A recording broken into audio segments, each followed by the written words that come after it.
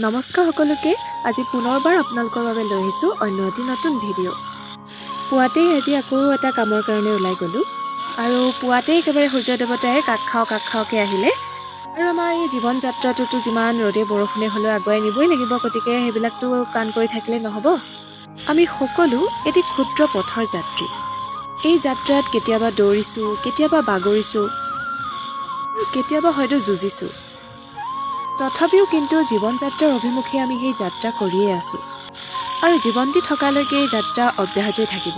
আৰু লক্ষ্য হৈছে এক নিৰৱচ্ছিন্ন প্ৰচেষ্টা, যি জীৱনক এটা অৰ্থ প্ৰদান কৰি যায়। আমি সকলোৱে মনৰ মাজত যি একোটা সপোন লৈ আগবাঢ়ি গৈ আছোঁ, সেই সপোনটো কিন্তু পূৰ হ'বলৈ অকণমান সময় লাগিব আৰু সেই সময় আচলতে আপুনি নিজকে নিজেই দিব লাগিব।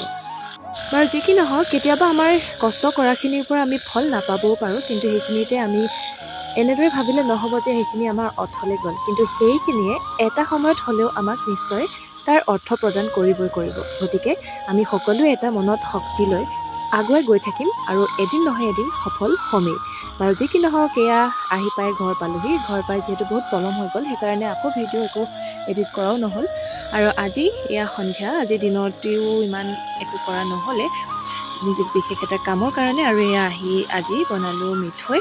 যিহেতু দেওবাৰে আমাৰ ঘৰত এটা নিয়ম কৰা হ'ব, গতিকে আজিলৈ ভিডিঅ'টো ইমানেই আছিল। এতিয়া আহিছোঁ, বাই।